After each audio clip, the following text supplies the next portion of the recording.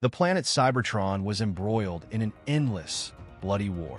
But during the battles, it was not blood that was spilled, but rivers of Energon, drowning the world in suffering and pain. What could be worse than eternal war, anxiety, and fear not just for oneself and comrades, but for own race? For many of them, death became a sweet release from the horrors sown by the war. I present to you 10 Transformers who earned something worse than death itself. Jetfire is a living legend, a master both in the air and on the ground. But his best years are long behind him. Now he is old, worn out, and suffers from memory loss. Rust has covered his body, and thousands of years in stasis have turned him into a museum exhibit. During his life in the Decepticon ranks, he never performed a single worthy deed, which became a heavy burden on his conscience. Disillusioned with the ideology of his comrades, he made the decision to become an Autobot in order to atone for his sins. However, despite all his efforts, he never managed to earn the trust of his new allies. In a moment when his team was in danger, Jetfire, consumed by guilt, sacrificed himself without hesitation to save them, proving that even in old age, one can find the strength for a noble act.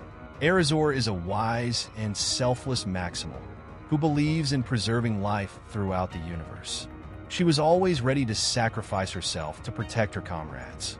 However, when she was struck by Unicron's dark energy, the Maximal was subjected to terrible torment. Transforming into a monster, her body began to slowly decay, and a horrific infection consumed her from within. The inner conflict was unbearable. She realized she was becoming a threat to her friends, but she fought with all her might to resist. In the end, she turned into a zombie and bravely accepted her death at the hands of a comrade. The young Autobot Bumblebee, by Cybertronian standards, had experienced the horrors of war more than most of his fellow warriors. The loss of his voice was not just a physical injury, but the loss of a part of himself. The loss of comrades with whom he had went through thick and thin. And finally, the loss of Cybertron. Bumblebee became one of the first to find himself on a foreign planet, far from home. Here, on Earth, a new world awaited him, full of mysteries and dangers, where he had to learn to survive on his own. It was a long and painful solitude that lasted for decades. Hiding his true form from human eyes, he was forced to adapt to his new life. Earth was different from Cybertron, not only physically, but also in its dynamics. There was not as much war here, although local conflicts were far from absent. Everything happened locally, which meant that compared to the war he had known, life on Earth seemed almost peaceful. But despite the relative peace, Bumblebee couldn't shake the feeling of despair. He missed his friends, home, the purpose of life, which was tied to the fight for the future of Cybertron. He was alone, in complete isolation, and each day was filled with new doubts. What was happening on Cybertron? Were the Autobots winning, or were the Decepticons still in control? Was there any chance of reclaiming his home? These questions never left his mind. The challenge for Bumblebee was not only the physical isolation from his civilization, but also the emotional emptiness he felt, not knowing what was happening on his home planet. He had walked away from the war, but it wasn't willing to leave him behind. Every day, he fought with himself, with that dreadful state of uncertainty. And although he was still young, his heart was big and full of care. He couldn't help but worry about those he had left behind, tormented by the thought that they might have perished, and he would never be able to bring his friends back. The Dinobots are not just warriors, they are legends. They were used to being on the front lines, changing the course of history, and influencing the outcome of battles. Every step they took was filled with purpose, every fight an act of heroism. But when they became prisoners of lockdown, all of that was left in the past. In an instant, they lost their dignity and became captives of another's will. For the Dinobots, born for battle, this became an unbearable torment. A life without fighting, without heroism and purpose, became empty and meaningless. Their incredible strength and skill could no longer manifest on the battlefield, and the significant challenges they once faced vanished. Captivity became not just a physical confinement, but a psychological agony. Their existence turned into an endless wait, with no room for progress or victory. Their heroism dissolved into helplessness. With each day spent in captivity, they felt their inner fire fading away. How painful it is to constantly lose in a place where you wish to win with all your heart. These words could describe the great and terrible Megatron, forged in thousands of battles, brave, courageous, and terrifyingly strong. Megatron's fate is a story of tragic downfall, one that doesn't even end with his death. In Michael Bay's movies, Megatron is not just a villain.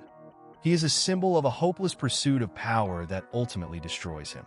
During the Great Cybertronian War, he lost everything: honor, allies, and even his freedom. Just imagine, on a foreign planet, he lay frozen in ice for thousands of years. Every attempt he made to regain his former greatness became a chapter in his personal tragedy. He died, was reborn, became a servant, his body remade, and humans dug into his mind. Megatron was manipulated. Megatron, despite his power, cannot escape his inevitable fate. He remains defeated, even when he continues to fight. He tries to change the course of the war, but his efforts always lead to greater destruction, both for himself and for the Decepticons. In fact, with each new movie, Megatron becomes a shadow of his former self, a puppet in the hands of others. His life is an endless cycle of defeats and sufferings, in which death would be the real salvation. His life is a journey where he loses everything that is dear to him. These words best illustrate the torments of the great Optimus Prime. Optimus Prime is a noble leader, a mentor, guiding the Autobots through impenetrable darkness. This role has placed a heavy burden of responsibility on his strong shoulders. His key qualities, such as compassion and kindness, which extend even to the inhabitants of Earth, make him feel pain more acutely. Optimus has lost too many allies, and his moral dilemmas between fighting for justice and the necessity of killing to save his people lead to inner conflicts. The ghosts of war, the shadows of the past in the form of Megatron and his horde, do not let him rest. Even Earth, the new home that was supposed to allow Optimus and the others to leave the past behind, became a new battleground for the Autobots and Decepticons to settle their differences. His life is a path on which he loses everything that is dear to him. He and Megatron have something in common. Neither can achieve their desired goal. While for Megatron, power and might are the ultimate dreams, for Optimus Prime, it is the preservation of peace and life in the universe. He is the bearer of the Matrix of Leadership, an artifact that holds not only the millions of years of wisdom and knowledge of Cybertron's children, but also all the pain and suffering of his nation. In the IDW comic universe, Megatron assembled a team of the most brutal and deranged psychopaths to deal with deserters and traitors who had joined the Autobots. This team became known as the Decepticon Justice Division. The horrors they inflicted on those who fell into their hands quickly spread across the universe, instilling fear and terror. These torturers did not limit themselves to just physical torment. They broke their victims' personalities, destroying them both physically and mentally, prolonging the suffering for as long as possible. Megatron's Inquisitors derive immense satisfaction and pleasure from the dirty work they perform. The stories associated with the Decepticon Justice Division are so horrific that even the hearts of the bravest sons of Cybertron shrink in fear at the mere mention of them. And those who end up on their blacklist would rather surrender to a quick death than experience the 1001 bone-crushing tortures firsthand.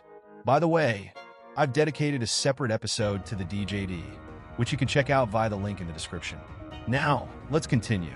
The life of Dominus Ambus, after he became a victim of the Decepticon Justice Division, truly became worse than death. A scientist and philosopher, he was once one of the greatest minds, possessing an independent consciousness and a strong will. Once, Dominus had spied on the DJD, but when he was uncovered, they subjected him to a lobotomy. Dominus lost the most valuable thing, his ability to think and make decisions, becoming a blind instrument of his fate. He was transformed into a meaningless beast. And the most horrifying part, he became a tame pet of one of his former tormentors. The loss of his brilliant intellect, loss of self, and his transformation into a soulless toy in the hands of those who were once his enemies. What could be a greater symbol of utter humiliation? The most fearsome hunter in the universe and the ruthless leader of the Decepticons. Not much is known about his history. His homeworld fell victim to a terrible fate. Unicron, insatiable in his thirst for destruction, consumed the very planet, destroying everything that was once familiar and dear to him. Once a celebrated warrior, he lost everything: his loved ones, his name, his world, and his soul. The loss of his homeland and family became an inner devastation that could not be fixed by victories or trophies. He permanently lost his freedom and will. Now, his life is driven by the goals of Unicron, turning him into an instrument of destruction. Under Unicron's control, he fought across the cosmos, annihilating Transformers and claiming their insignias as trophies. Any defeat was punished by Unicron with excruciating pain, and the fear of punishment turned his existence into an endless torment. He can no longer act for his own ideals, and his life has become a puppet's existence. Scourge no longer has the chance to change his fate. In his condition, death would be the best outcome, freeing him from endless, painful memories, suffering, and the fear of punishment. And the first well-deserved place goes to Rung from the Functionist universe, for 2 million years of an endless cycle of pain and humiliation. In this world, all Transformers are considered destined to fulfill a specific function through an alt mode, and Rung became the living embodiment of heresy because he had no obvious alternate form.